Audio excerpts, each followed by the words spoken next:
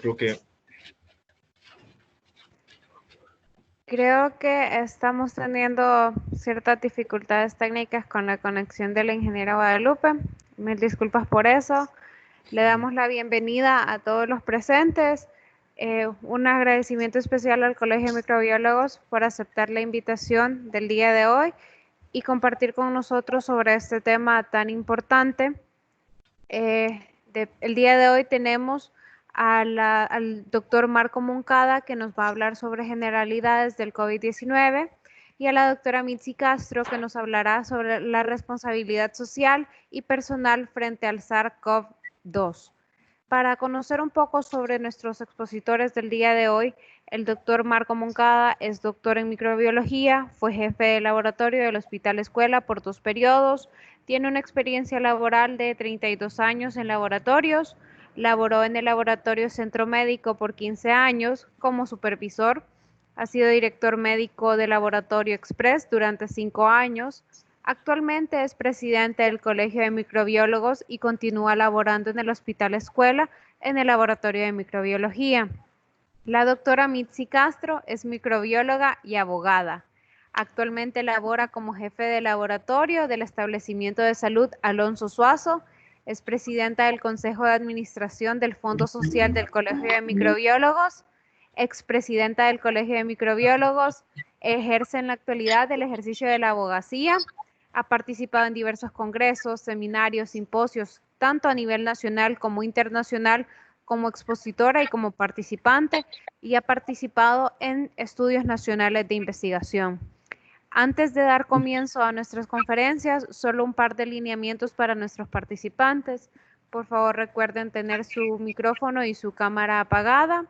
Al final de ambas conferencias se le va a dedicar entre 15 y 20 minutos a la sección de preguntas. Sus preguntas las pueden redactar en la sección del chat dirigidas a mi persona, Crista Mejía, o a Edwin Maldonado. Nosotros se la haremos llegar a los doctores para que las podamos responder al final.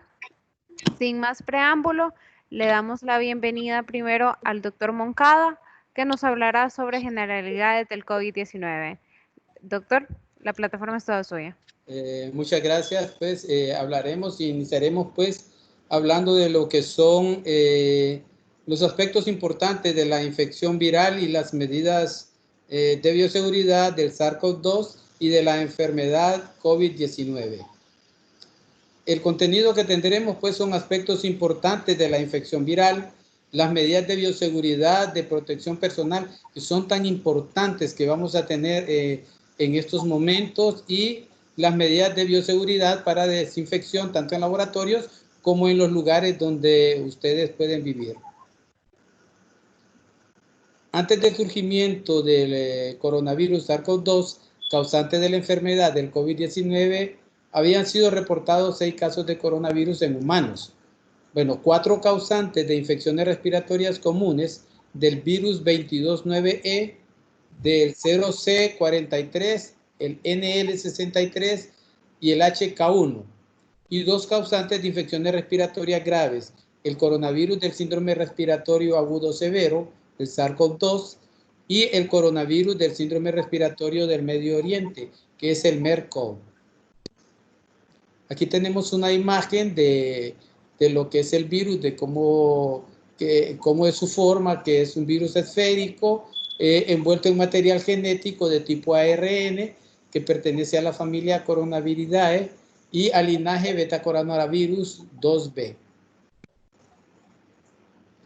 El genoma viral SARS-CoV-2 pues tiene un 96% de similitud a la cepa viral del BAT-CoV, al RATG13 de murciélago, y un 80% de similitud al SARS-CoV-2 en humanos. Las cepas de SARS-CoV-2 aisladas en humanos tienen un 99% de similitud entre sí, y lo otro es que aún no ha sido identificado pues lo que son los hospederos intermediarios. Aquí tenemos una situación hasta el 13 de mayo que teníamos, pero ya actualizada. Tenemos hasta el día de ayer que teníamos acá en Honduras 5.362 casos, de los cuales tenemos 217 fallecidos, 549 recuperados y de los cuales habían 160 casos nuevos. Vamos a tratar de aspectos importantes y esto es muy importante para que los que nos están escuchando y están viendo tengan y tomen en consideración la situación de la transmisión. La transmisión es por microgotas o aerosoles de personas sintomáticas y asintomáticas y de cualquier edad, contaminación de objetos y superficies. Títulos altos de virus en la orofaringe temprano en el curso de la enfermedad.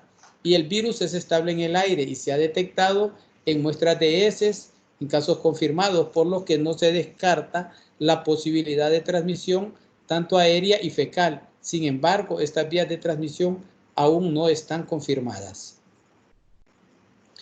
Vamos a ver también acerca de las características del SARS-CoV-2, COVID-19 observadas, pues vamos a hablar de China porque es donde comenzó pues el virus y tiene una edad promedio de casos positivos ahí de unos 51 años con rangos de 2 días de nacido hasta 100 y la mayoría de los casos, el 77.8% con edades entre 30 a 69 años y un 51.1% de casos positivos fueron en hombres. La infección en personas menores de 18 años, pues un 2.4% de todos los casos reportados.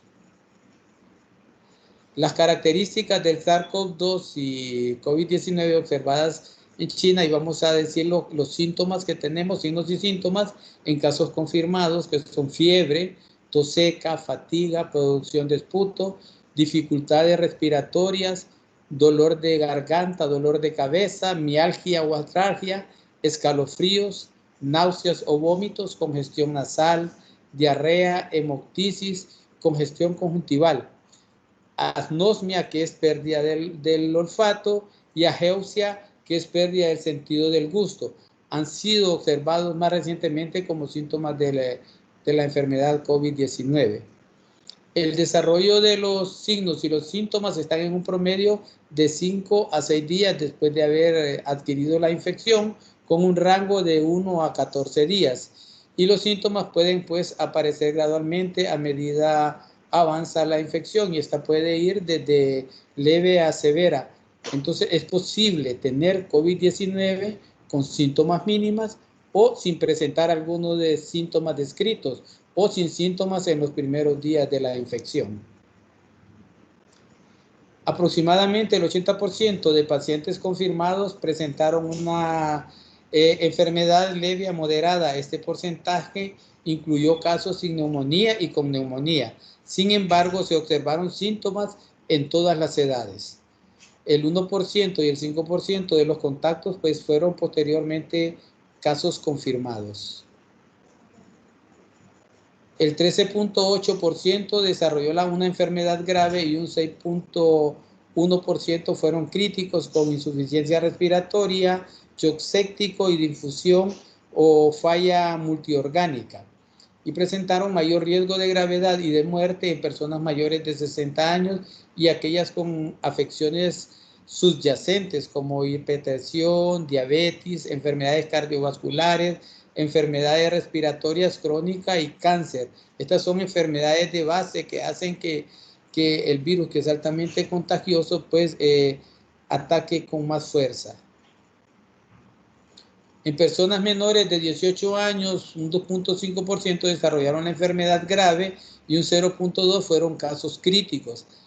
Existe un riesgo de evolución a gravedad de aquellos casos que inicialmente son leves o moderados de cualquier edad y también en pacientes que no presentan comorbilidades. Las mujeres embarazadas infectadas también pueden evolucionar a una gravedad. El riesgo de mortalidad aumenta con la edad, mayor mortalidad en personas mayores de 80 años. Sin embargo, no es exclusivo en esta edad. En China fue reportado pues un fallecimiento en un menor de 14 años. Aquí también ya se han reportado en niños la enfermedad.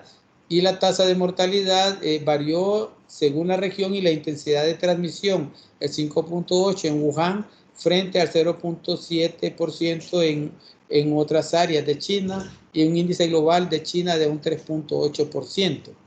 La tasa de mortalidad fue más alta en los hombres que en mujeres, un 4.7 a un 2.8.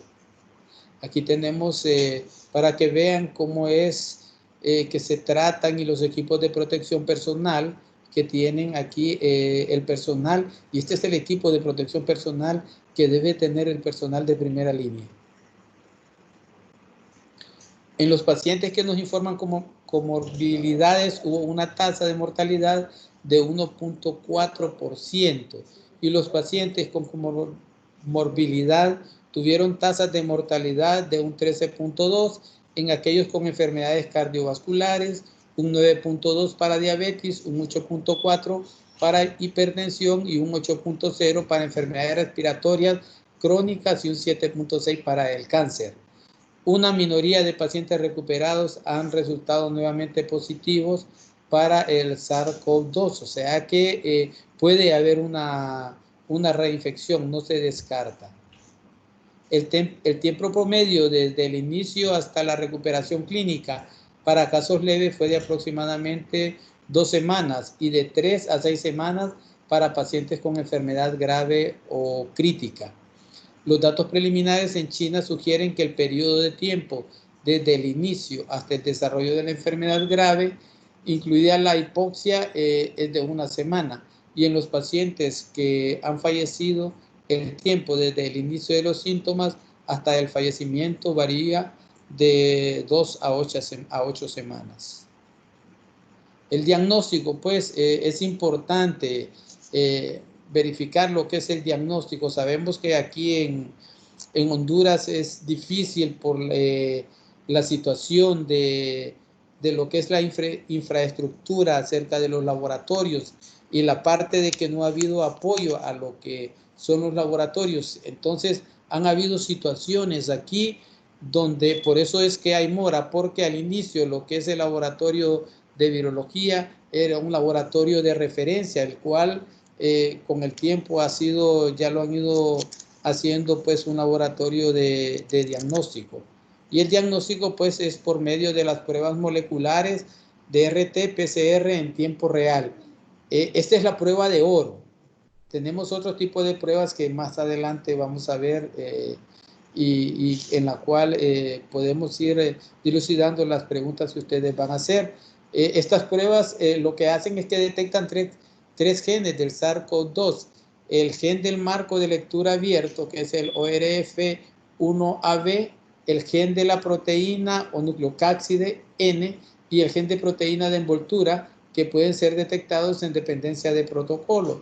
Aquí pues pueden ver los equipos de extracción y aquí estamos viendo los termocicladores que ustedes han escuchado, que están conectados a la computadora, y este es un resultado positivo de un paciente en el cual va dando la lectura.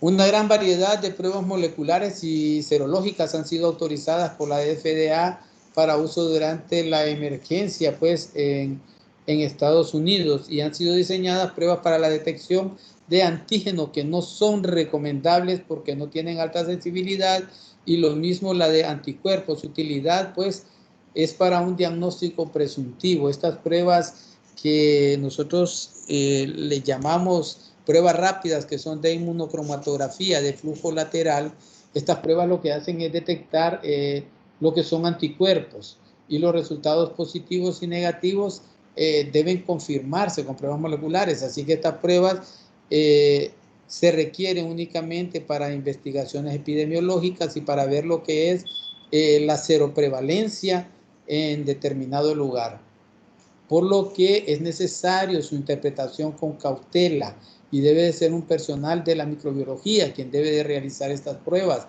Estas pruebas no son pruebas fáciles, tienen que iniciar desde lo que es el fundamento de esta prueba, en la cual se mira una plaquita sencilla, pero esta prueba tiene su fundamento en la cual los componentes de la sangre pues se van diluyendo y se van uniendo en lo que es el anticuerpo con un antígeno marcado, y ahí es donde se va a ver en una nitrocelulosa, donde se va a ver la parte de si son anticuerpos IgM o IgG. Por lo tanto, estas pruebas, como les decíamos, tiene que ser interpretada por un microbiólogo y el médico tiene que dar la prescripción médica. Y dicen, ¿y por qué? Bueno, ¿por qué? Porque se tiene que ver varias situaciones. La producción de anticuerpos, como habíamos visto anteriormente, inician entre del 1 al 7º día, pero el 7º día es la producción de ARN. Pero ante una acción tiene que haber una reacción. Entonces, ¿qué sucede? Ante la acción de que se está produciendo el virus, hay una reacción de anticuerpos que aparece de los IgM a los 7 días y de los IgG de los 10 días en adelante. Y el RT-PCR, que es tiempo real de reacción de cadena polimerasa, pues esto nos detecta en menor tiempo, de los 7 días en adelante. Y la detección para todos estos, pues lo que les veníamos diciendo, aquí tenemos los anticuerpos IgM, que tiene que ser mayor de 7 días, y la detección a los 10 días, pues de lo que es la prueba de anticuerpos IgG. Los resultados negativos en cualquiera de las pruebas, ya puede ser moleculares o serológicas, no descartan la posibilidad de la infección, por lo que deben ser interpretadas con cautela, y el contenido clínico del paciente se tiene que ver su historia, se tiene que ver sus contactos y la parte epidemiológica. Es recomendable realizar análisis seriados en caso de un resultado negativo. Sin embargo, dependerá de los algoritmos del diagnóstico de cada región. Las muestras apropiadas y los métodos de recolección, el tiempo de recolección, los días de evolución son importantes para mejorar lo que es la sensibilidad de detección. Las cargas virales bajas pueden generar resultados falsos negativos. Por eso es importante tener una prueba, lo que les decía, ante una acción, una reacción. Si la carga viral es baja, pues los anticuerpos también no va a ser baja. En ese sentido, ahí es donde empiezan a dar lo que llamamos los falsos negativos. Por eso que las muestras de elección son las muestras de las vías superiores, y es lo que utilizamos, pues, los hisopados faringeos, los hisopados nasales y las secreciones nasofaringeas. Muestras de vías aéreas inferiores como esputo, secreciones de las vías respiratorias y líquido broncoalveolar, pues estas son las que los médicos las toman y se hacen llegar al laboratorio. Ha sido posible, pues, la detección del virus en sangre, en heces y orina y en secreciones conjuntivales. Sin embargo, las muestras respiratorias son las de elección. Aquí tenemos una toma de cómo cómo se toma la muestra, y pueden ver, pues, cómo está el personal con todo el equipo de protección personal. Y aquí tenemos la figura donde se introduce el hisopo.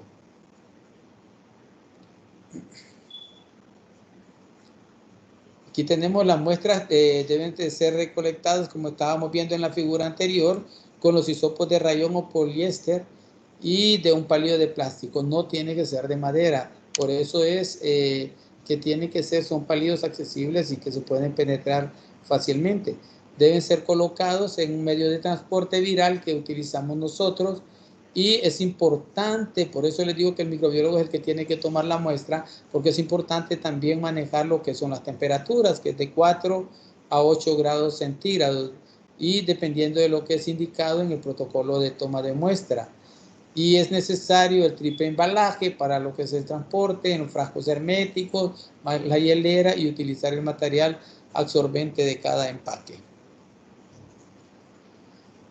Aparte de lo que son las pruebas que se toman las nasofaringes, también es importante los otros exámenes que son a nivel de laboratorio, pues lo que son los glóbulos blancos, que los podemos encontrar normales o podemos encontrar una neutropenia o una linfopenia en la etapa inicial, los niveles de las transaminasas, de la TGO, y lo de la viremia alta, un aumento de las enzimas hepáticas como las bilirrubinas, también lo que son enzimas musculares, la mioglobina y en algunos casos la velocidad de eritrosedimentación y la proteína C reactiva. No vayan a confundir esta parte que también le ponen las iniciales PCR. Esta proteína C reactiva, pues esta es inespecífica y esta aumenta pues en los pacientes cuando hay alguna inflamación.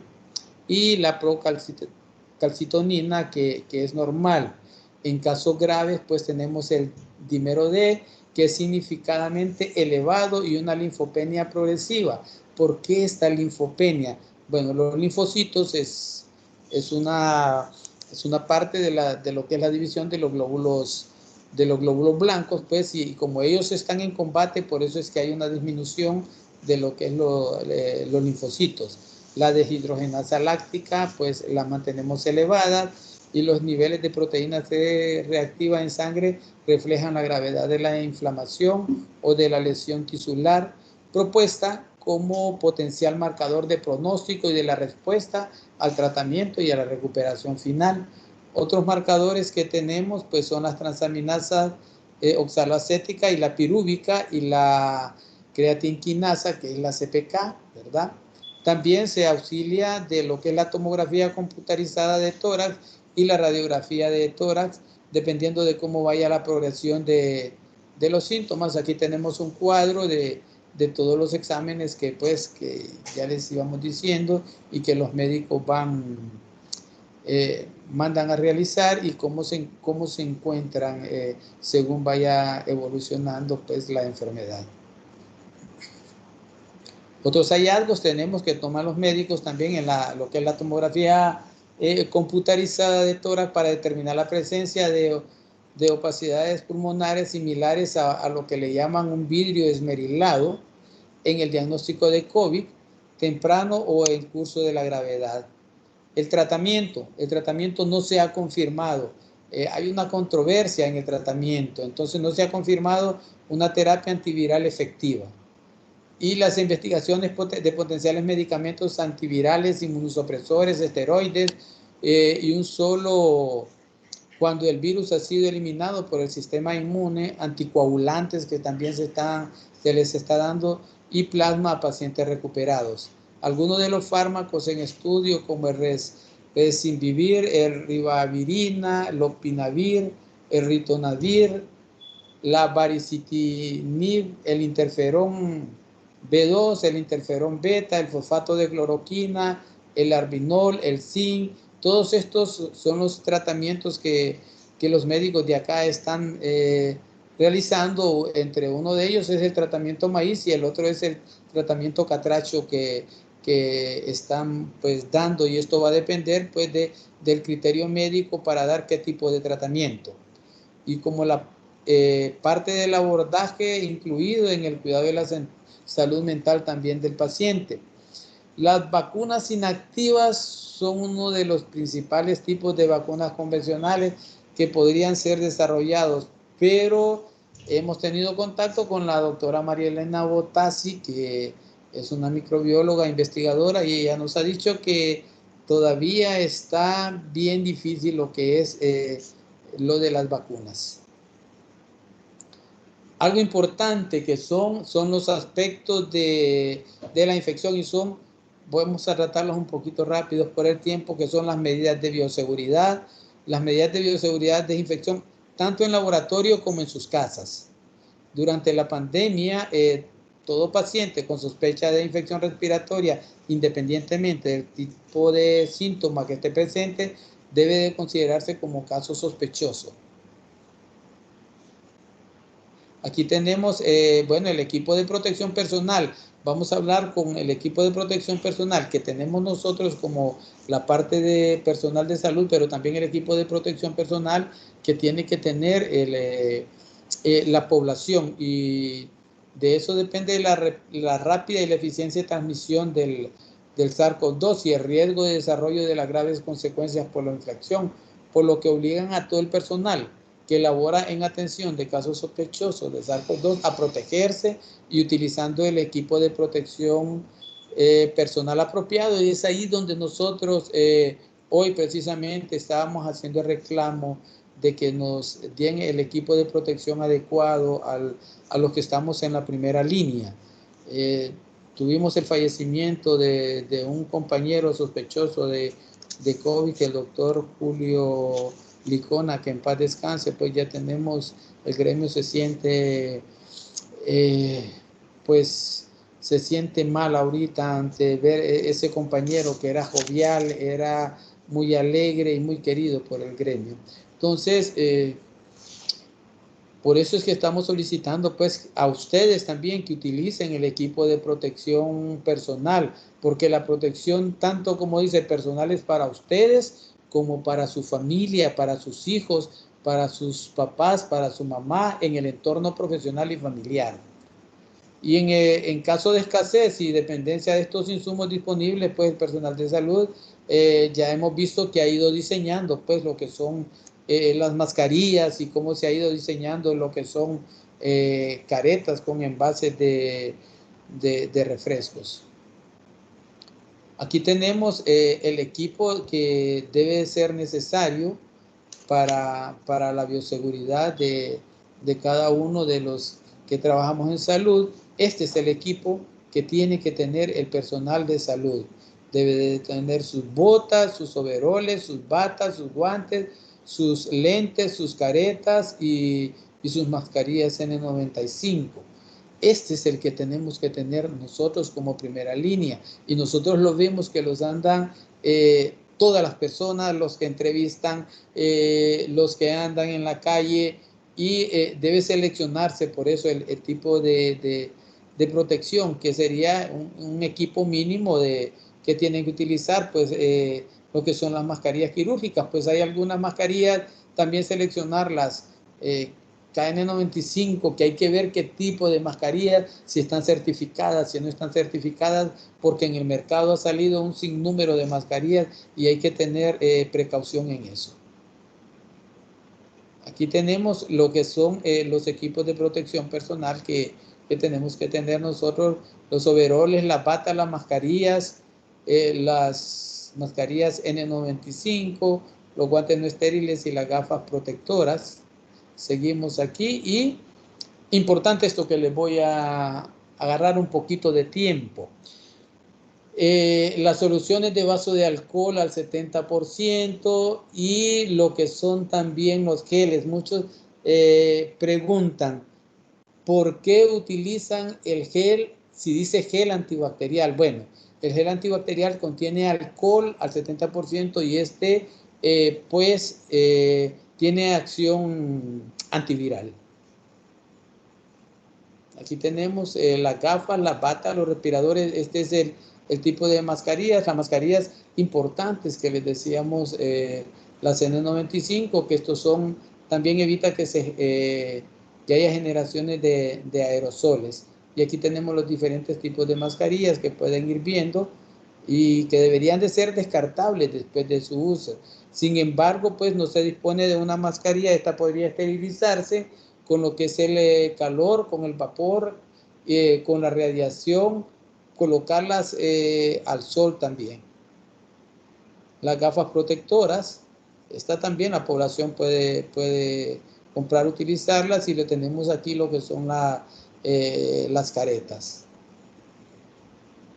Los guantes, pues aquí tenemos los guantes. Hay que tener mucho cuidado con lo que son los guantes, porque hemos visto que hay personas que utilizan los guantes y tocan todo con los guantes, y andan, según ellos, se andan protegiendo, pero no, andan tocando celulares, se tocan la cartera, tocan todo, y si se han contaminado ese guante, pues pueden ser más bien una transmisión. Es recomendable, por eso, mejor utilizar lo que es el lavado de manos y el gel antibacterial. Aquí tenemos nuevamente pues todo lo que se va requiriendo como medidas de bioseguridad. Tenemos unos ejemplos del equipo de protección personal. Aquí el lavado de manos. Esta es la parte que solicitamos nosotros, que nos den estos overoles para el personal, las botas que se encuentran aquí para el personal de que está en lo que es la primera línea.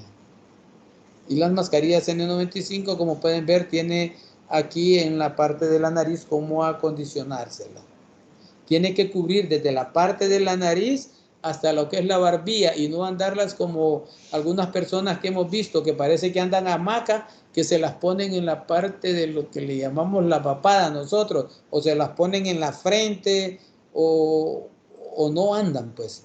Entonces es importante y la manera también cómo se va a colocar la mascarilla. Aquí después esta mascarilla está nueva, está viendo cómo se la está ubicando aquí. Y aquí cómo se va ubicando el equipo de protección personal, y este es el equipo de protección personal que tiene que tener las personas en la primera línea. Aquí está la manera de cómo se van a quitar los guantes. Utilizamos 2 pares de guantes, decirles a la población que si les vamos a tomar muestras, ya vieron todo el equipo de protección personal y que todo es estéril. Lo mismo que son los hisopos, el medio MTB que utilizamos y los equipos de protección personal, que si llegan a sus casas y les quieren las brigadas tomar muestras para hacer un cerco epidemiológico, no tengan miedo. La toma de muestra molesta un poquito, le lagrimea un poquito el ojo, pero no es que va a estar con aquella molestia durante mucho tiempo. Aquí está la manera como se van quitando los guantes. Aquí está, y verle también lo que es la forma del lavado y del quitado. Aquí tenemos otras figuras y al finalizar, cuando se sientan que se quitan los colegas, hay que decontaminar también el área de donde se sientan. Aquí tenemos la forma como se quitan también los últimos guantes y la forma como se van quitando la careta. Importante esto, no tocar, pueden ver aquí, no tocar las mascarillas para no contaminarse. Y lo que es el lavado de manos, aquí están los procedimientos que se van utilizando pues en cuanto a lo que es el quitarse el equipo de protección personal, ¿verdad? Entonces tenemos aquí aspectos importantes de la infección viral, las medidas de bioseguridad del personal y la desinfección también, tanto en laboratorios como en sus casas. Es importante que miren el tiempo aquí, importante esto. Por eso es importante la desinfección, porque pueden ver el tiempo de que persiste el virus en las diferentes superficies. En el acero puede permanecer de 8 a 48 horas, en el aluminio de 2 a 8 horas, en el metal 5 horas, en la madera 5 horas, en el papel de 4 a 5 días, lo mismo en el vidrio 4 días a 5 días, en el plástico de 4 a 9 días, y va dependiendo también de la cepa de coronavirus que se encuentra, pues las maneras y el tiempo que se encuentra. Aquí lo tienen en este cuadro. Importante lo que les decíamos, la desinfección de las superficies, ¿verdad? Importante la desinfección de lo que es con etanol al 70%, con el cloro comercial, y va dependiendo del grado de contaminación. Con el peróxido de hidrógeno reduce significativamente la infectividad. Y la desinfección de superficies pues en el hogar con alcohol etílico al 70%, que es el alcohol clínico que llamamos, que venden en los laboratorios, el cloro comercial al 0.1% y el peróxido de hidrógeno. Hay que asegurarse también que el personal no sea alérgico o la familia, alguna de la familia alérgica al cloro. Y la desinfección en la piel es recomendable con etanol, pero con precaución. Y el tiempo de exposición, pues, desinfectarse en las superficies, pues, más de 10 minutos. La desinfección de superficies con ampuestos de amonio cuaternario y compuestos fenólicos, hay que tener mucho cuidado con el amonio cuaternario porque es cancerígeno si se usa por mucho tiempo. Y agentes como el cloruro benzalcónico del 0.05 al 2% y el gluconato de clorhexidina al 0.02%, estos son pues menos efectivos. Aquí está la forma como podemos preparar pues lo que son los alcoholes, ¿verdad? Y luego pues la desinfección, todo el mundo lo hemos hecho, pues hemos rociado con cloro o con toallitas desechables. Recomendable utilizar en todo caso, si son las KN99, si ustedes se fijan, esas mascarillas se mira que tienen agujeros, entonces ahí es recomendable utilizar doble mascarilla, ¿verdad? Y estar pendiente también que una vez que limpie la superficie, reemplazar lo que son las toallitas, desinfecten los celulares, desinfecten. Es recomendable más bien no usar prendas, porque pueden llegar a lo que es una contaminación. Y tener, pues, estos son frascos para lo que son desechar objetos cortopunzantes y lo que son las bolsas biológicas para atender. Bueno, entonces dar las últimas recomendaciones, evitar las aglomeraciones en los lugares de trabajo, hay que respetar los 2 metros de distancia entre cada persona, no platique, no salude con contacto físico. Lo que les decía, proteja su celular en una bolsa plástica, no se toque la mascarilla, ni la cara, ni el cuerpo, y de ser posible lleve una segunda mudada o ropa, o si usted va a salir, en cuanto llegue a su casa, pues tener ahí un recipiente pues con agua, con ace y depositarlo, pues eso es lo que hacemos nosotros como personal de salud, que nos desnudamos pues en la sala o en la entrada y vamos directamente luego a bañarnos, y en la parte de la entrada pues tener cloro al 1%, ¿verdad? Para lo que son también los zapatos. Y lo que les decía nuevamente, de quitarte la ropa, desinfectarla y siga las medidas de bioseguridad. Realice una vigilancia constante si hay síntomas. No se descuide, si hay síntomas, no se automedique. Y hay que informar a las autoridades en caso de alguna aparición de síntomas. Bueno, con esto pues doy por concluido lo que es la parte que me corresponde. Viene pues ahora la doctora Mixi Castro con lo que son sus temas. Muchas gracias por su participación. Por su participación, doctor. Le agradecemos mucho toda la información tan valiosa que ha compartido con nosotros. Ahora le damos la bienvenida a la doctora Mitzi Castro, que nos va a hablar sobre responsabilidad social y personal frente al SARS-CoV-2.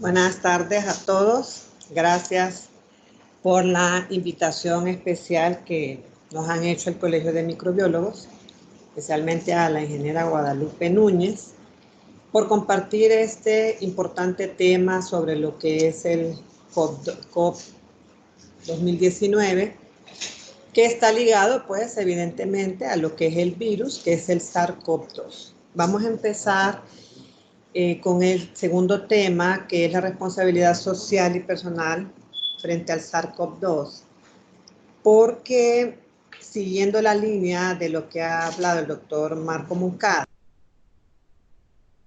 que básicamente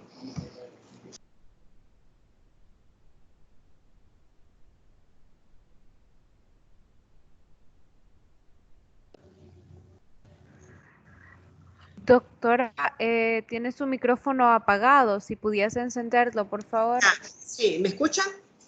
Ahora sí, si pudiese repetirle que acaba de... Gracias por la invitación que me ha hecho la ingeniera Guadalupe Núñez. Bueno, pues voy a hablar un poco sobre lo que es la responsabilidad social y personal frente al SARS-CoV-2, que es en seguimiento a toda la explicación y la experiencia compartida del doctor Marco Moncada. ¿Por qué escogí el tema de la responsabilidad social y personal frente al SARS-CoV-2? Porque está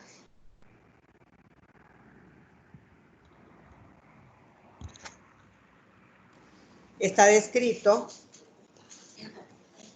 que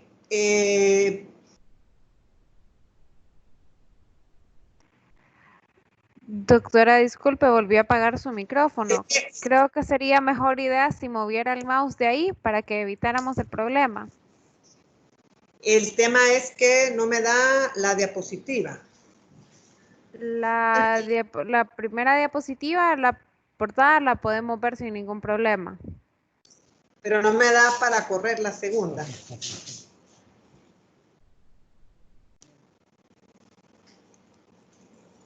Miren. Hoy sí, ¿verdad? Ok. ¿Ya? ¿Hoy sí? Bueno, ¿me escucha? Sí, la escuchamos y podemos ver la presentación sin ningún problema. Ningún problema. Bueno, entonces estoy retomando el tema de lo que es la responsabilidad social y personal frente a la infección del SARS-CoV-2, porque evidentemente, y todos ya conocen más la explicación que nos dio el doctor Marco Moncada, que tiene que ver con nuestra conducta, con nuestro comportamiento humano y social que tradicionalmente hemos tenido a lo largo de la historia. Y definitivamente los seres humanos somos gregarios por naturaleza, no podemos vivir solos. El hombre no puede vivir solo, entonces requiere de una sana convivencia con otros para poder desarrollarnos y también para sobrevivir. Y es reconocer y aceptar de forma madura, consciente y sensible el compromiso que cada persona tiene con la sociedad. Entonces, ¿qué sucede? El SARS-CoV-2 nos ha venido a dar como una vuelta, digámoslo así, total, un giro total de lo que significa nuestro comportamiento frente a otros. Porque nosotros no estamos acostumbrados al distanciamiento social. Comemos juntos, estamos en el cine juntos, vamos a un restaurante juntos, vamos a un lugar social juntos, y de hecho uno de los mayores problemas que hemos tenido a nivel mundial, en Honduras no deja de serlo, y es el hecho de que socialmente compartimos y socialmente nos infectamos. Entonces, por eso es el tema importante. ¿Cuál va a ser nuestra conducta? ¿Cuál debe ser nuestra conducta frente a esta pandemia? Que eso cuesta un poco entenderlo. ¿Por qué? Porque al ser socialmente responsables, permite a las personas que nos desarrollamos, que nos conozcamos, que platiquemos, que establezcamos amistades. Por eso generamos empatía y habilidades con las cuales nos podemos relacionar con los demás. Y eso significa que vamos a tener una vida social y estable. ¿Cuántos de nosotros no nos conocemos a través de una reunión social? Entonces, ahora que nos digan que las reuniones sociales solo pueden ser 5 personas, no podemos acompañar, por ejemplo, a nuestro compañero Julio, que hoy murió, que ya les habló el doctor Marco, y que a su velorio, a su entierro, a su entierro solo pudieron asistir 10 personas. Eso hace que nos dé un giro, es un vuelco al corazón, porque socialmente tenemos que aislarnos, que es lo que no estamos acostumbrados. Entonces, ¿qué también significa ser socialmente responsables? Que va encaminado a brindar de igual manera a los demás y generar un entorno y un medio sano donde se eviten los comportamientos y actitudes destructivas. Cuando yo escribí esta parte, recordé mucho que hay pacientes ya confirmados que están positivos con SARS-CoV-2 y están jugando, por ejemplo, potra. A otros se les ha encontrado jugando billar. A otros se les ha encontrado en la calle platicando en rueda, sin ninguna protección. Entonces, si nosotros tenemos esas actitudes y no somos socialmente responsables, estamos destruyéndonos a nosotros mismos y estamos destruyendo al que nos rodea, porque estamos infectándonos. Y de repente, a mí que no me da nada porque soy un paciente asintomático, yo puedo desarrollarle a otro que está a mi lado, que tiene una enfermedad de base, por mi actitud, por mi comportamiento, la muerte. También podemos decir que cuando una persona es naturalmente social, es porque se desarrolla y aprende a dar y también a recibir. De igual manera, aprende a ayudar y a recibir ayuda. Entonces, si nosotros a partir del 16 de marzo del 2020, que tuvimos el primer caso, ya confirmado en Honduras, el hecho de aprender y ayudar a recibir ayuda significa que nos comportemos responsablemente con el buen uso, en primer lugar, de la mascarilla. La mascarilla es imprescindible para que nosotros podamos evitar la infección. Más otra serie de medidas, pero como vamos a hablar de la parte social, no de la parte de salud propiamente dicha, cuando ya es trabajar con muestras, con pacientes, en primera línea, ese es otro tema. Pero socialmente hablando, la mascarilla debe ser imprescindible y de hecho, por eso, lo voy a decir más adelante, ya está aprobada la ley de uso obligatorio de la mascarilla. Cuando también una persona es socialmente responsable, cuando comparte los recursos propios y de la comunidad con empatía y asertividad. De igual modo, acepta reglas y normas sin entrar en conflicto porque sabe que busca el bien común. Entonces, ¿qué significa eso? Una regla de oro que debemos aceptar es el buen uso de la mascarilla. Yo me he fijado que muchas personas andan la mascarilla, por ejemplo, en la barbilla. O andan la mascarilla, me fijé el otro día en una conferencia que hubo, que usan la mascarilla, la han puesto en toda la reunión y a la hora de tomar el micrófono se la quitan. Entonces ahí rompe una regla de bioseguridad. Que tenemos que acostumbrar, no es fácil acostumbrarse a hablar con un tapabocas, a hablar con una mascarilla, pero es parte de ser socialmente responsables para evitar la infección. Me voy a enfocar básicamente en la responsabilidad personal sobre nuestra salud. Eso quiere decir que tenemos la libertad que podemos ejercer de cuidarnos de la mejor modo posible, o sea, el autocuidado. Cada uno según sus capacidades y su situación personal. Cada una de las cosas que hacemos o incluso pensamos tiene una repercusión en nuestra vida. Eso significa que podemos actuar y tomar el control de nuestra salud de manera independiente. Somos libres, pero esa libertad debemos de tenerla al mismo tiempo condicionada, que si nosotros no acatamos las reglas, no somos socialmente responsables, no pensamos en el que está a nuestro alrededor, entonces podemos provocar un problema de salud serio y grave. Y no solo es el hecho de colapsar un sistema de salud, sino también es las implicaciones que tiene la gravedad de la enfermedad, como por ejemplo la muerte que se está viendo estadísticamente en Honduras en personas jóvenes, que dejan hijos, que dejan a la familia con un dolor profundo porque no hay un decir adiós. El que entró a una sala, por ejemplo, no dijo adiós, simplemente murió y murió solo y se fue solo a enterrar sin una vela, sin una misa, sin un culto. También la responsabilidad personal es reconocer y aceptar de forma madura, consciente y sensible el compromiso que cada uno tiene. Somos hondureños, pertenecemos a una sociedad con limitaciones, con libertades, pero también tenemos que ser responsables de nuestro actuar en el trabajo, en la comunidad. Ahora que se van a abrir las iglesias, los trabajos, los establecimientos donde necesitamos ir porque necesitamos trabajar. Eso es un gran paso que tenemos que dar actuando con mucha madurez y responsabilidad.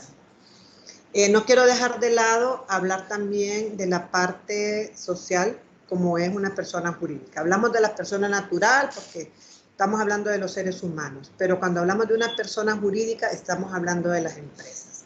También las empresas tienen una responsabilidad, porque la asunción de una verdadera responsabilidad social debe venir siempre acompañada de una visión interna y externa del contexto actual, tratando de maximizar los impactos positivos generados hacia y desde la empresa. Hay empresas que son muy responsables, pero ha habido otras empresas que no han sido responsables.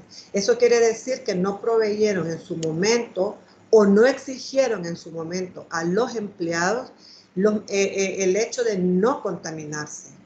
una gran parte de personas positivas que están en este país, en la costa norte y aquí en Tegucigalpa, es porque se han contaminado dentro de sus lugares de trabajo y ha habido una contaminación masiva. Ha habido empresas que se han contaminado 50 personas de una sola vez en una empresa. Entonces, para evitar un impacto negativo en una empresa, porque tiene que cerrarse obligatoriamente porque sus empleados están enfermos, tiene que generar la seguridad necesaria, tiene que brindarle los mecanismos, la mascarilla, el gel antibacterial, abundante agua y jabón. Con eso que nosotros cumplamos, sea que tengamos un negocio o sea que vamos a participar dentro de una empresa como trabajadores, debemos de cumplirnos, porque eso es algo vital. También es importante destacar dentro de una persona jurídica que una verdadera responsabilidad social no debería aprovechar una crisis sanitaria para hacer negocio con ni a través de ella, sino tratar de mitigar el impacto negativo manteniendo la sostenibilidad económica de la entidad y apoyar dentro de sus posibilidades a la sociedad. Será esta quien posteriormente a través de una ciudadanía informada recompensará valorando el comportamiento de cada organización. Esto me dejó mucho pensamiento porque antes la caja de mascarillas quirúrgicas costaba 350 lempiras. Hoy una caja mínimo anda en 750, 850 lempiras. Entonces, yo creo que ahí es un negocio, estamos hablando de una de las cosas que necesitamos obligatoriamente porque ya salió la ley. Entonces, ¿cómo se va a mitigar ese impacto si, por ejemplo, la empresa o los que están vendiendo estos instrumentos que son para todos de gran utilidad, están haciendo un gran negocio? Y no solo estamos hablando de los geles, de los trajes, un botecito de atomizador que antes costaba 20 lempiras, hoy 30 lempiras, hoy lo venden a 100 lempiras, una cosita que costaba 150, yo siempre he utilizado las toallitas de Lysol antibacterial como parte de mi limpieza en casa, costaba 374, hoy cuesta 401, eso no puede ser. Entonces es también responsabilidad de la empresa brindar precios accesibles para que la población pueda tener acceso a ellos, porque entonces ahí ya no nos volvemos socialmente responsables. ¿Cómo vamos a combinar la responsabilidad social y personal para reducir los riesgos de infección? Ya lo dijo el doctor Marco, lavado de agua de manos, uso de mascarillas, el uso apropiado en las empresas, en los trabajos. El lavado frecuente de manos, 20 minutos con agua y jabón. Yo le creo más a lavarse las manos que al uso de gel antibacterial.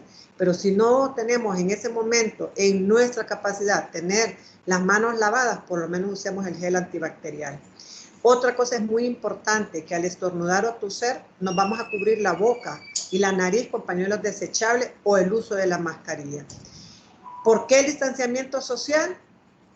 Porque nuestras gotas de saliva, ya lo dijo el doctor, las gotas de saliva es lo que nos va a infectar. Pongo estas dos diapositivas y especialmente la segunda, donde dice exigirnos unos a otros, tener las manos limpias es un derecho de todos. Si ustedes miran como compañeros de trabajo que las manos no están limpias, exíjanle que se limpien las manos, porque así nosotros vamos a tener el riesgo de infectarnos. Algo muy importante, que ya lo dijo el doctor, es el uso de mascarillas y guantes. Cuidado con los guantes. Es preferible que si no sabe usar los guantes, mejor ande sus manos para lavárselas.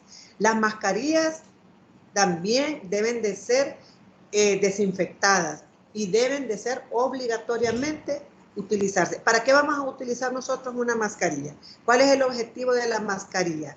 El hecho es que nuestra saliva, nuestras microgotas de saliva, no caigan en el entorno ni en la cara de otra persona.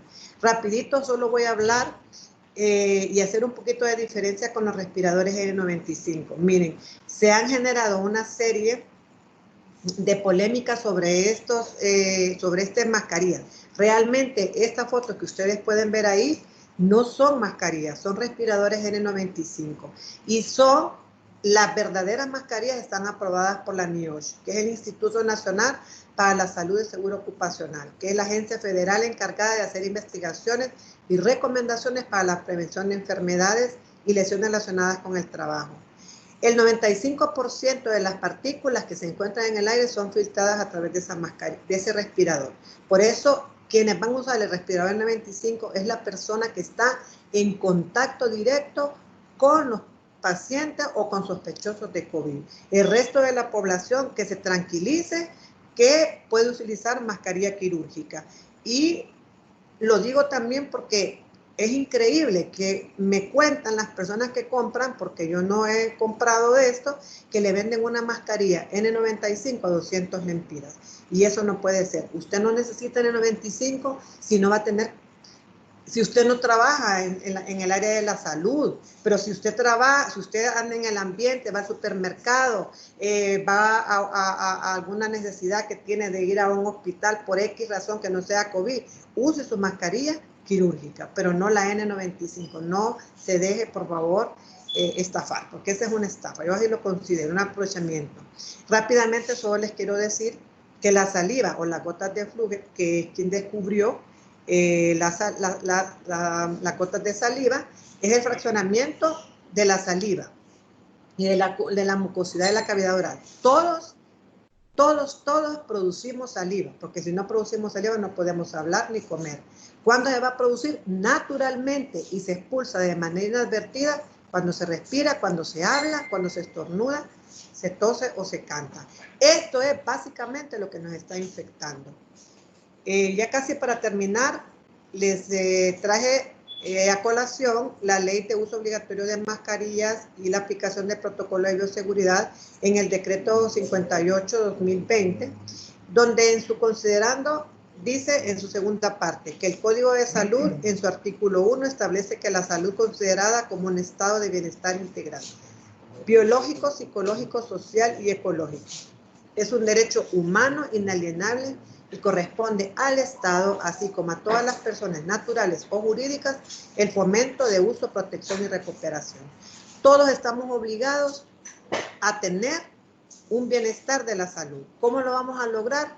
Evitando el contagio. ¿Cómo vamos a evitar el contagio? Usemos nuestras mascarillas, por favor, y bien utilizadas. Quitémonos la mascarilla en nuestro trabajo solo cuando vamos a comer. No comamos todos juntos, separémonos para que nuestras gotas de saliva no infecten a los demás, porque todos, humanamente hablando, expulsamos saliva.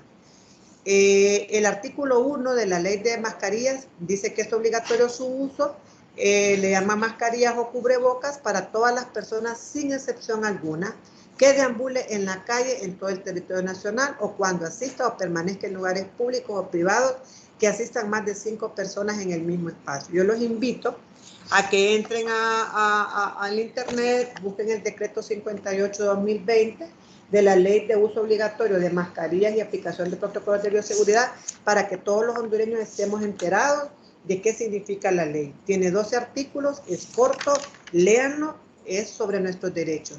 Y para terminar, solo les traigo esta fotografía de la gripe española de 1918-19, mató a 50 millones de personas, se infectaron 500 millones con el H1N1. ¿Qué quiere decir esto? Que el H1N1 todavía existe en Honduras y todavía produce influenza.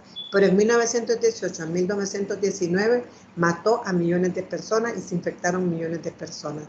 ¿Qué quiere decir? Que nosotros vamos a vivir con el SARS-CoV-2, produciéndose el COVID-19, que es la enfermedad que produce el coronavirus. Tenemos que aprender a vivir con el coronavirus porque el coronavirus no se va a ir de Honduras. El coronavirus vino para quedarse y tenemos que aprender a tenerle, no le tengamos miedo, evitemos la transmisión a través del buen uso de las normas de bioseguridad. Gracias por su atención y pues estamos con el doctor Marcos en la disponibilidad de cualquier pregunta. Gracias. Muchas gracias por su participación, doctora Mincy, por toda la información que nos ha hecho llegar a nosotros. Ahora vamos a proseguir a la sección de preguntas con mi compañero Edwin Maldonado. Sí, muchas gracias, Crista, y también a los doctores. No sé si me escuchan bien. Sí, le escuchamos los dos. Sí, muy bien. Bueno, antes de continuar, creemos que es importante mencionar que sentimos el fallecimiento del doctor Julio Licona, colega y amigo de ustedes, y que, bueno, él trabajó por muchos años en el hospital de escuela como microbiólogo. Qué lástima que el gobierno aún no se ha preocupado por dar el equipo de protección a todos los microbiólogos que están a nivel nacional, que sabemos que son más de 500. Entonces, es bastante preocupante. Sí. Bueno, dicho eso, comenzaremos entonces con la parte de preguntas, ¿verdad? Y pues la primera la hace, creo que la hace, no sé, sí, sí, la hace Claudia Araceli y dice, ¿cómo puede una persona saber si le ha dado el COVID-19 y no presentó algo inusual en su salud, que haya requerido ir a un centro asistencial, pero por la situación ha necesitado salir de la casa y por tanto está expuesta al virus? Básicamente lo que pregunta es cómo puede ella saber si ha sido contagiada de COVID-19. Sí. Bueno, el problema en esta situación es que la enfermedad del COVID-19 es asintomática. Por eso es que la recomendación es que use sus medidas de bioseguridad, porque de acuerdo a la sintomatología va desde asintomática, leve a grave. Entonces eso va a ir dependiendo, y ahí es donde tiene que visitar el médico para ver lo que si ha tenido algún síntoma o no ha tenido algún síntoma o tiene alguna sospecha de lo que es la enfermedad. Muchas gracias. Ella misma pregunta que al recolectar la muestra, la persona que lo hace se cambia los guantes o se reciclan. Aquí en Honduras, ¿cómo hacen los microbiólogos o cómo hacen las personas? Sí. De hecho, tiene que cambiarse cada vez que toma una muestra, y no solo los guantes, entra a un núcleo familiar, pues ahí hace lo que es la toma de muestra del núcleo familiar.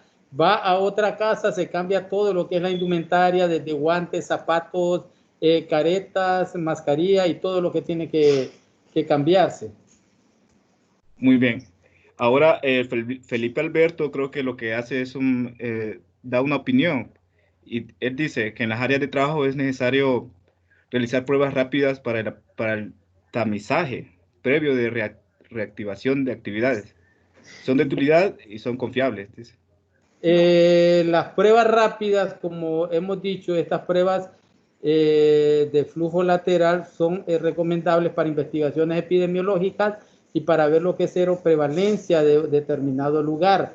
La sensibilidad de estas pruebas es muy baja. De hecho, SINAGER ha dado licencia sanitaria a 34 pruebas, pero ninguna de estas pruebas están validadas. Por eso la prueba Gol de oro es la prueba de PCR en tiempo real.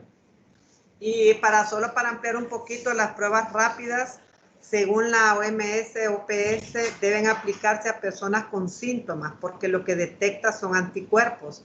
Y el PCR en tiempo real detecta antígenos, que es lo primero que aparece en el organismo al momento de infectarse, sea asintomático o sintomático, pero el anticuerpo se tarda un tiempo en responder, por eso hay muchos falsos negativos. Muy cierto. Jimena Mejía pregunta, bueno, se ha visto que muchas empresas están obligando a sus empleados a ir a trabajar, ¿verdad? Entonces, ¿qué responsabilidad cae en estas empresas con respecto al COVID, el contagio, si sus empleados resultan infectados con este virus? Miren, este tema es bastante complejo porque al final no se sabe quién fue primero, si el huevo o la gallina, quién trajo el virus, si fue alguien que lo trajo de su casa o se infectó en la empresa.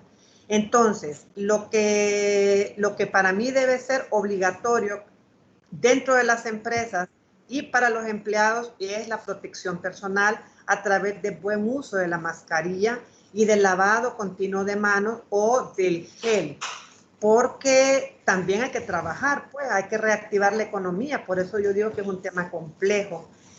También hay muchas empresas que sí es una experiencia que se tiene aquí en Tegucigalpa, que han obligado a hacerse las pruebas rápidas. A unos les han salido negativos y después han tenido el PCR positivo, o al revés, hay unos que les ha salido la prueba rápida positiva y el PCR negativo. Yo recomiendo pues empezar a trabajar, quitarnos el miedo al coronavirus porque vamos a vivir con él, esto no se va a ir, ni que estemos encerrados no sé cuántos meses. Entonces, y sí, utilizar nuestra mascarilla correctamente y por favor, lavado de manos, lo insisto, y no voy a dejar de decirlo. Eso es lo mejor que hay. Y si no hay jabón en su trabajo, lleve su jabón de la casa, que eso mate el virus. Eso está desde el siglo XIX como la mejor arma para evitar una infección. Muchas gracias, doctora Castro. Elisa Saraí pregunta, si una persona tiene más de 4 enfermedades, como ser diabetes, tiroides, asma bronquial e hipertensión, ¿cuál debería ser la medida de protección para este tipo de personas? Que son más vulnerables, vemos. De hecho, estas personas tienen que estar aisladas porque ya tienen una enfermedad de base y son las que tienen que tener mayor cuidado. En el caso de nosotros, del Colegio de Microbiólogos, pues el abogado emitió una ley, no una ley, perdón, un formato, mandó una nota en relación a todas estas personas con estas enfermedades, de que se tomen en consideración de no asistir al trabajo por lo que están expuestos, pues, por las enfermedades de base. Muy bien, gracias, doctor. La siguiente pregunta la hace Jimena Mejía. ¿Dónde se realizan las pruebas PCR? Bueno, las pruebas de PCR aquí en Tegucigalpa, pues tenemos lo que son las tomas de muestras. Las tomas de muestras en la región metropolitana, en el Alonso Suazo, en el Hospital Escuela, en la Clipper del Sitio y en la Clipper del Hato y el Seguro Social. Y luego esas muestras pues son llevadas al Laboratorio Nacional de Virología. Muy bien, gracias, doctor. Felipe Alberto nos da su opinión. Dice, tengo entendido que los PCR se estarán realizando por laboratorios privados, donde el costo anda entre 2.500 a 3.000 lempiras. Acabo de cotizarlas y las pruebas rápidas valen entre 650 a 800 lempiras. ¿Qué tan bueno, ciertos? Mire, sí, el tema, yo voy a retomar algo que mencionó el doctor Moncada en su presentación. La verdad es que Honduras y casi todo el mundo entero tiene laboratorios de vigilancia. Virología es un laboratorio de vigilancia. Eso quiere decir que está al pendiente de las curvas que van según la tendencia de ciertas enfermedades como la influenza, por ejemplo, como sarampión. Pero ¿cuál es el principal problema que tenemos en estos momentos con el PCR? Y yo quiero pues explicar un poquito que el PCR en el laboratorio de virología ha sido para vigilancia, no para diagnóstico. Y ahora el PCR en Honduras es diagnóstico. Es una plataforma que utiliza el sistema de salud, el gobierno, para dictar pruebas. Entonces, ¿qué sucede? Al verse colapsado el sistema, se llamó a ciertos laboratorios privados para hacerse la prueba PCR. Ante la misma necesidad y angustia de las personas, se trajeron las pruebas rápidas, pero y volvemos al mismo tema. El PCR me detecta el antígeno y la prueba rápida el anticuerpo.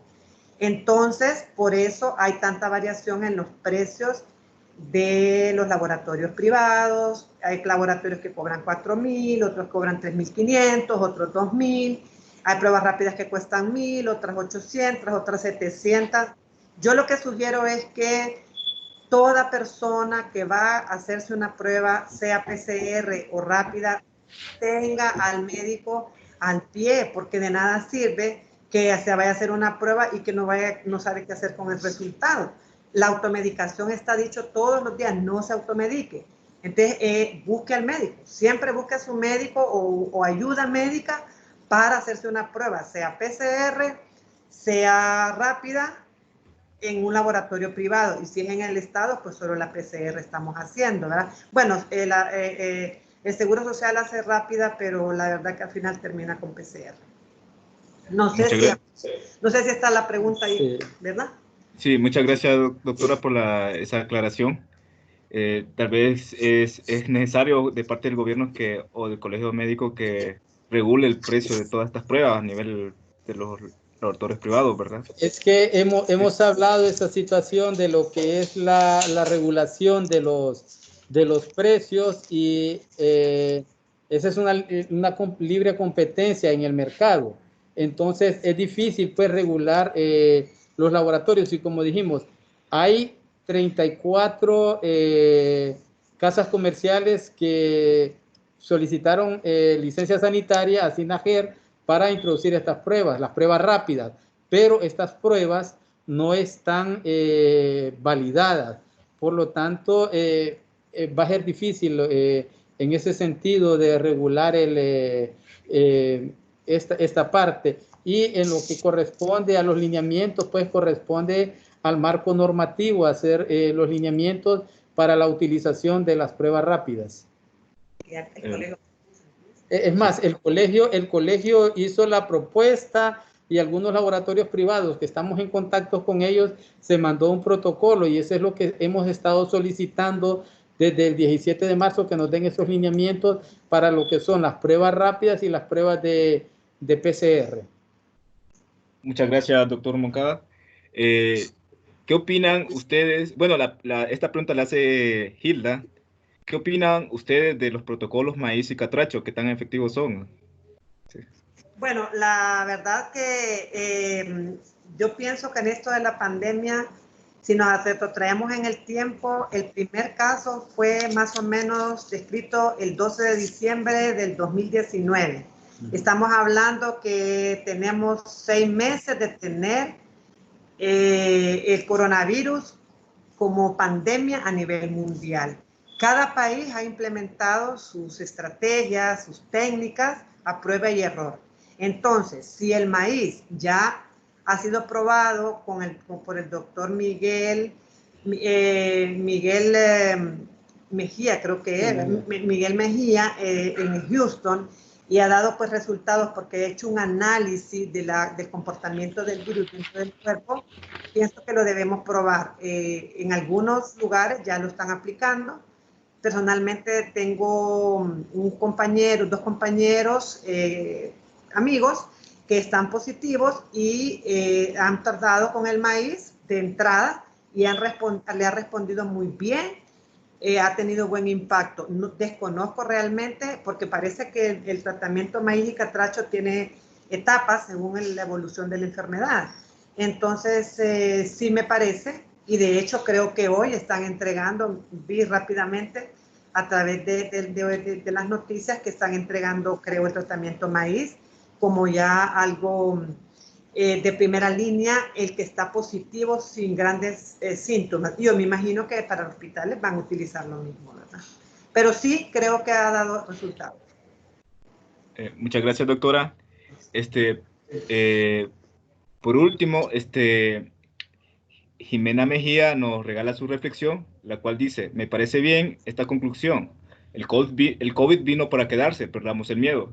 También creo que es muy importante insistir en el lavado de manos. Las personas se preocupan más por mascarillas, guantes y desinfectantes, pero aún no he visto en ningún comercio que instalen lavamanos. Sí. Cierto, eso es bien importante y debería de ser la manos de pedestal. Pero bueno, todo, por eso les digo yo, esto es nuevo y poco a poco las empresas se van a ir teniendo que adaptar a cosas que necesitamos bioseguridad. Y ir educando a la población en ese sentido, porque no estábamos acostumbrados, de hecho, al uso de la mascarilla, al estarnos lavando constantemente las manos. Antes solo, como decían las abuelas, solo se enjuagan las manos, dicen, y no se lavan correctamente con el protocolo que debe de utilizarse para lo que es el lavado de manos. Muchas gracias. Sí, diga, doctora. Sí, solo quiero agregar algo que se me olvidó decirlo cuando estábamos hablando, cuando hablaba de mi tema, y es decirle a la población que crea que el coronavirus existe, que crea que el SARS-CoV-2 es real en Honduras. La Secretaría de Salud, el gobierno, no esconde cifras. Lo que sucede es que va de acuerdo a lo que el Laboratorio Nacional de Vigilancia dicta. Y como repito, es un laboratorio, ha sido un laboratorio de vigilancia, no de diagnóstico, es de diagnóstico y no de vigilancia, y va por etapas. Pero es real, no es mentiras, no, tampoco los empleados de salud, por favor, ábranle las puertas, no estigmaticen a sus vecinos, por favor, a cualquiera le puede caer el COVID en su familia, porque no tienen idea la cantidad de rechazo que hay, la estigmatización que está sufriendo. Hay mucha gente que miente en la dirección de la ficha cuando se llena porque no quiere que lleguen a visitarlo. Es penoso que esto suceda. Nosotros los hondureños tenemos que apoyar a cualquier persona que veamos en esa dificultad. Si le podemos llevar un plato de comida, llevémoslo a un vecino que esté solo, que el coronavirus no vuela. El coronavirus no tiene alas, el coronavirus está en nuestra saliva. Por favor, no estigmaticemos al vecino ni tampoco cerremos las puertas al personal de salud. No tienen idea de lo difícil que es formar una brigada para que haya gente que vaya a tocarles las puertas. Gracias por todo. Gracias. Bueno, muchas gracias a ambos por tomar tiempo de contestar las preguntas hechas por todos los participantes que asistieron hoy a la conferencia. Quería despedirme sí. con algo, Sí. con la oración de Santa Teresa: nada te turbe, nada te espante, todo se pasa. Dios no se muda, la paciencia todo lo alcanza. Quien a Dios tiene, nada le falta, solo Dios basta. Oremos y mantengámonos con las medidas de bioseguridad. Gracias. Muchas gracias, doctor, por darnos ese aliento a las personas que estamos en casa escuchando esta conferencia. Creo que viene al caso y en buena hora. Sí. Sí, bueno, ahora para continuar pasaremos de nuevo el control a Crista Mejía. Sí. Hola, Crista. Muchas gracias a ambos por su participación, por aclarar todas nuestras dudas, brindarnos tan valiosa información. Para poder cerrar la conferencia del día de hoy, le damos la palabra a la ingeniera Guadalupe Núñez. Buenas tardes, gracias por haber asistido. Mi más sentido pésame al Colegio de Ingenieros, igualmente al compañero que igualmente lo conocí y que, como dice la doctora Mitzi, tenemos que cuidarnos y ser muy responsables. Gracias a los asistentes también a las conferencias y bueno, nos encontraremos en otra edición. Buenas tardes a todos. Buenas tardes. Buenas tardes.